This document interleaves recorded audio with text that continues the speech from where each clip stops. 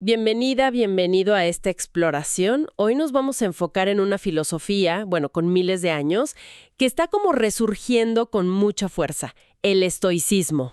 Así es. Lo vemos mencionado, pues, por todos lados, ¿no? Desde técnicas de desarrollo personal hasta consejos para líderes. Pero, a ver, ¿qué hay realmente detrás de esta popularidad? ¿Es una moda más o de verdad ofrece algo valioso para la vida actual? Es una pregunta clave, sí. Porque, como pasa seguido con ideas antiguas que vuelven, pues corren el riesgo de simplificarse demasiado, o incluso de malinterpretarse, ¿no? Claro. Lo que a veces se etiqueta así como estoicismo moderno, pues chance se aleja bastante de lo que enseñaban figuras como Zenón, Epicteto, Séneca, o el mismo emperador Marco Aurelio. Justamente, para analizarlo bien, tenemos una mezcla interesante de fuentes, ¿verdad? Textos clásicos, comentarios académicos, pero también guías prácticas de hoy y análisis críticos. Exacto. Nuestra misión hoy es, digamos, destilar la esencia útil, la transformadora del estoicismo, separando esa sabiduría que parece atemporal de las posibles distorsiones actuales. ¿Ok? Vamos a desentrañar esto. Venga. Empecemos por el pilar, ¿no? El corazón del estoicismo práctico, algo que Epicteto subrayaba, constantemente. Distinguir claramente entre lo que sí controlamos y lo que no. Ujú. Suena sencillo, pero si lo piensas bien, es una idea bastante radical. ¿Podrías detallarnos esto un poco más? Por supuesto. Mira, Epicteto nos dice que lo único que realmente está en nuestro poder son nuestras facultades internas. O sea, ¿Cómo qué? nuestros juicios sobre las cosas, nuestros impulsos, esa decisión interna de actuar o no actuar, nuestros deseos y también nuestras aversiones. Básicamente nuestras respuestas mentales y volitivas. Ahí está nuestra soberanía. Y todo lo demás, lo que queda fuera de ese círculo. Pues casi todo lo demás en realidad. Nuestro cuerpo, si nos enfermamos o estamos sanos. Nuestras posesiones, nuestra reputación, imagínate, lo que otros piensen de nosotros, las acciones de los demás, Claro, imposible controlar eso. los eventos externos, el clima, incluso la muerte. Son cosas que suceden en el mundo, sí, pero sobre las que no tenemos el control último. Aquí es donde la cosa se pone, creo yo, realmente interesante. ¿Por qué darle tanta importancia a esta división? O sea, ¿qué cambia al hacerla conscientemente? Cambia todo, según los estoicos. Nuestra tranquilidad interior, esa famosa atarexia o serenidad que buscaban, depende completamente de dónde ponemos el foco. ¿A qué te refieres? Si nuestra felicidad o nuestra paz mental depende de cosas externas que no controlamos, la aprobación de los demás, tener una salud perfecta siempre, la riqueza, pues estamos como programándonos para la frustración, Sí, tiene sentido. para la ansiedad, el miedo, y terminamos culpando a las circunstancias o a otros, cuando las cosas, pues, no salen como esperábamos. Marco Aurelio lo expresó muy bien. Ajá. Hay una fuente que lo cita. Si te aflige algo externo, no es eso lo que te importuna, sino el juicio que haces sobre ello. ¡Wow! Y borrar este juicio de ti depende. Ahí está el poder, ¿ves? Guía hacia adentro, hacia nuestras propias respuestas. Pero, ¿cómo se ve eso en la vida diaria? ¿Algún ejemplo práctico? Claro. Pensemos en la opinión de los demás sobre uno. Claramente, no la controlamos. Uf, no. Intentar manejar la opinión ajena es agotador y, francamente, inútil. Lo que sí controlamos es nuestra actitud frente a esa opinión, nuestro juicio interno sobre si nos define o nos afecta realmente. Entiendo. O, no sé, el clima. No podemos evitar que llueva, ¿verdad? Pero sí podemos elegir nuestra reacción interna ante un día gris en lugar de dejar que nos arruine el ánimo. Ok. Implica una responsabilidad, pues, radical sobre nuestras reacciones. Incluso se sugiere, en una de las fuentes, que actividades como el ajedrez pueden servir de entrenamiento. El ajedrez. ¿Cómo? Sí, porque controlas tus jugadas, tu temple, tu estrategia, pero no las del rival. Aceptas lo que no depende de ti, sus movimientos, y te centras en tu mejor respuesta posible. Qué interesante conexión. Y eso justo conecta con otra idea potentísima que aparece en las fuentes. No nos perturban los sucesos en sí, sino lo que pensamos sobre ellos. Epicteto insistía mucho en esto, ¿no? Totalmente. Es central en su pensamiento. Pongamos un ejemplo claro. un insulto. Ajá. La ofensa no está en las palabras mismas, objetivamente, sino en nuestro juicio de que esas palabras son ofensivas, y además que nos hieren. Ya veo. Lo fascinante y lo liberador de esto es que tenemos la capacidad de examinar y, si es necesario, modificar esos juicios. Marco Aurelio es muy directo al respecto, como leímos hace rato. Eliminan la opinión. El juicio, estás a salvo. ¡Qué frase! Nos recuerda que la fuente de la perturbación está en nuestra interpretación, no tanto en el hecho externo. Y esto nos lleva de lleno a cómo manejamos las emociones, ¿cierto? Porque existe esa idea muy común, ese estereotipo, de que los estoicos eran fríos, casi robóticos, que querían suprimir todo sentimiento. Ese es un malentendido muy extendido, y una de las fuentes lo llama, de hecho, uno de los pecados del estoicismo moderno. ¿Pecados? Sí, como errores de interpretación. El estoicismo clásico no busca anular las emociones, para nada, sino comprenderlas como consecuencias de nuestros juicios. A ver, explícame eso. Si yo juzgo que algo externo es intrínsecamente malo, perder dinero, que me critiquen, pues voy a sentir emociones negativas. Tristeza, ira, frustración. Es natural. Claro. Y Carlas, la ira, por ejemplo, como menciona otra fuente por ahí, puede como desbocarse si no la sometemos a un examen crítico, ¿no? Entendido. La meta no es la insensibilidad, entonces. Es sentir de forma apropiada, digamos, basándose en juicios racionales sobre lo que realmente es bueno o malo, que para ellos será la virtud y el vicio, básicamente. Exactamente. Otro concepto clave que surge mucho es vivir conforme a la naturaleza. Suena un poco etéreo, ¿no? ¿Qué querían decir los estoicos con eso? Sí, puede sonar abstracto, pero tiene una doble dimensión bastante interesante. Por un lado, se refiere a vivir conforme a nuestra propia naturaleza humana. ¿Y cuál es esa? Pues ellos la veían como fundamentalmente racional y social. Somos seres que piensan y que estamos hechos para vivir en comunidad. Eso por un lado. Ok. ¿Y el otro? Por otro lado, significa vivir en armonía con la naturaleza universal, con el logos, esa razón cósmica que, según su visión, ordena todo el universo. ¿Y eso qué implica? Pues implica aceptar el destino o la providencia, como parte de ese orden más grande. Una de las fuentes recuerda esa analogía de Séneca, la del perro atado a un carro. Ah, sí, la he oído. El perro puede caminar dócilmente junto al carro, aceptando su rumbo y, bueno, explorando el camino dentro de lo que permite la correa, ¿no? O puede resistirse tercamente y ser arrastrado, pues, dolorosamente. Claro. De forma similar dicen, el destino nos guía si aceptamos el fluir de los eventos, pero nos arrastra si nos oponemos inútilmente a lo inevitable. Entiendo la metáfora. ¿Y cómo encaja la virtud en esta idea de vivir conforme a la naturaleza? La virtud es precisamente la expresión de nuestra naturaleza racional funcionando correctamente. Las famosas virtudes cardinales, sabiduría, justicia, valentía y templanza. Ajá. Son la forma en que nuestra razón se manifiesta en acciones correctas, en acciones buenas. Y aquí viene algo que, la verdad, choca bastante con la mentalidad actual. ¿Qué cosa? Para los estoicos, la virtud es el único bien verdadero. Todo lo demás, salud, riqueza, fama, placer, dolor, incluso la muerte, lo consideraban indiferentes. ¿Indiferentes? Eso suena súper drástico. ¿Implica que no les importaba nada la salud o el bienestar? No exactamente que no importaran en absoluto, sino que no constituían bienes o males morales en sí mismos. Hacían una distinción importante ahí. A ver. Había indiferentes preferidos, como la salud, que es natural y lógico preferir, y había indiferentes no preferidos, como la enfermedad. Ok, preferidos y no preferidos. Es lógico y prudente preferir unos sobre otros, claro, pero, y este es el punto radical, nuestro valor como personas y nuestra felicidad última, la eudamonía. La eudamonia. Sí, que es más que sentirse bien nomás, es como florecer, vivir una vida plena, significativa, alineada con nuestra naturaleza racional.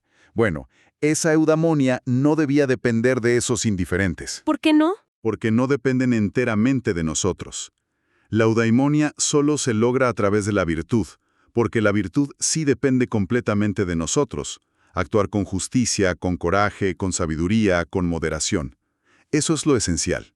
Ya. Eso es lo que está en nuestro poder, y lo que define una buena vida, según ellos. La felicidad, en este sentido profundo, es una consecuencia de ser virtuoso. Entiendo. Y esto choca, pues, directamente con nuestra cultura actual, que a menudo equipara el éxito o la felicidad con el estatus, las posesiones, las experiencias placenteras. Tiene mucho sentido cuando se explica así, la verdad. Ahora, ¿cómo se cultiva esta forma de pensar en la práctica? Las fuentes indican que los estoicos eran muy prácticos, no solo teóricos. Desarrollaron ejercicios concretos, ¿no? Sí, totalmente. Eran filósofos de la acción. Podemos hablar de algunas de esas herramientas, esas que usaban en su taller, por así decirlo. Claro. Una muy conocida es la premeditatio malorum, la premeditación de los males. Suena un poco pesimista. Podría parecer, pero el objetivo es lo contrario. Consiste en visualizar de antemano, con calma, posibles adversidades futuras. Una enfermedad, perder el trabajo, la pérdida de un ser querido, fracasos. ¿Y para qué hacer eso? ¿Para angustiarse de antemano? No, justo para no angustiarse tanto si suceden. Al contemplar estos escenarios con calma, te preparas mentalmente. Se reduce su impacto emocional si llegan a ocurrir y además fortaleces tu resiliencia. Es como un entrenamiento mental para la adversidad. Una vacuna psicológica, casi. Ándale, algo así. También está la práctica del memento mori, ¿verdad? Recordarnos que somos mortales. Exacto. Recuerda que morirás. Suena un poco tétrico, sí, pero una fuente señala que Epicteto recomendaba tener la muerte presente a diario. Diario. Diario. Pero el propósito es vitalista, no morboso. Nos ayuda a valorar el aquí y ahora, a centrarnos en lo que de verdad importa en lugar de perdernos en trivialidades. Claro. Y a no apegarnos demasiado a cosas efímeras, ¿no? Marco Aurelio, en sus meditaciones, reflexiona constantemente sobre la brevedad de la vida y lo fugaz que es la fama póstuma, justo para mantener la perspectiva correcta sobre lo importante, cómo vivimos ahora. ¿Y cómo proponían ellos afrontar las pérdidas? Algo tan doloroso e inevitable en la vida. Epicteto ofrece una perspectiva interesante ahí, casi un cambio de marco mental. Sugiere ver las cosas y las personas queridas que perdemos no como perdidas para siempre, ¿Sino como qué? sino como devueltas al universo de donde vinieron. Nos anima a disfrutar y cuidar lo que tenemos como si fuera algo prestado. Prestado. Sí, como un viajero que disfruta de las comodidades de una posada sabiendo que son temporales, que no le pertenecen. Ayuda a cultivar un desapego sano, sin dejar de valorar lo que tenemos mientras lo tenemos. Es una forma poderosa de verlo. Oye, me llamó mucho la atención una técnica que menciona una fuente para manejar los insultos, que involucra el humor. Ah, sí, el humor autocrítico o la autoparodia. Es genial. ¿Cómo funciona? Pues, en vez de ofenderte o contraatacar cuando alguien te insulta, una respuesta estoica puede ser exagerar la crítica recibida o admitirla con ironía. Por ejemplo, Si alguien te dice, eres un tonto, podrías responder, uy, si supieras la mitad, o algo así. jaja, ya veo. Esto de alguna manera desarma al agresor. Muestra seguridad y que sus palabras no te definen. Rompe totalmente la dinámica esperada del ataque y la defensa. Está bueno eso. También está esa metáfora recurrente de vernos como actores en una obra de teatro. Correcto, varias fuentes la usan. La vida es como un gran escenario, y el destino, o el logos, nos asigna un papel. Podemos ser ricos o pobres, sanos o enfermos. Y no elegimos el papel. No elegimos el papel. Nuestra tarea no es esa, sino interpretarlo lo mejor posible, con virtud. La excelencia reside en la actuación, en cómo afrontamos las circunstancias con sabiduría, justicia, valor, templanza, no en el estatus del papel en sí. Nos recuerda no identificarnos demasiado con nuestras circunstancias externas. Es útil. Y por último, mencionaste algo sobre luchar contra un otro yo interno. ¿A qué se refiere eso? Sí, una fuente creo que de YouTube lo describe muy bien. Es como ese yo que funciona en piloto automático, ¿sabes? El que busca la comodidad, el placer inmediato, el que evita el esfuerzo, casi por instinto evolutivo. Epicteto lo vería casi como un enemigo interno, al acecho. Un enemigo. Sí. Y el estoicismo propone dominarlo con autodisciplina, a veces incluso exponiéndonos voluntariamente a pequeñas incomodidades o negándonos placeres fáciles. ¿Para qué? ¿Para sufrir? No, para fortalecer nuestra voluntad racional, para asegurar que seamos nosotros, nuestra razón, quienes dirigen nuestra vida, y no nuestros impulsos más básicos o nuestra pereza. Entendido. Bueno, es evidente que todas estas ideas resuenan muchísimo hoy en día. Vemos su influencia clarísima, por ejemplo, en terapias como la cognitivo-conductual, la TCC. Varias fuentes lo señalan. Definitivamente. La conexión es directa y reconocida. Albert Ellis, el creador de la terapia racional emotiva conductual, la TREC, que fue precursora de la TCC, Ajá. él reconoció abiertamente su deuda con Epicteto. Ujú. Ambas, la filosofía estoica y estas terapias, parten de la idea central de que no son los eventos los que nos afectan directamente. Sino nuestras interpretaciones. Exacto, sino nuestras interpretaciones, nuestras cogniciones sobre ellos, las que determinan nuestras respuestas emocionales y conductuales. Pero también se marcan diferencias importantes, ¿no? O sea, no son exactamente lo mismo. No, claro que no, y es crucial entenderlas. Aunque comparten esa raíz, sus objetivos y alcances son distintos. La TCC es fundamentalmente una herramienta clínica, ¿Clínica en qué sentido? pues diseñada para aliviar síntomas específicos de malestar psicológico, ansiedad, depresión, a menudo en un contexto terapéutico, digamos, limitado en el tiempo.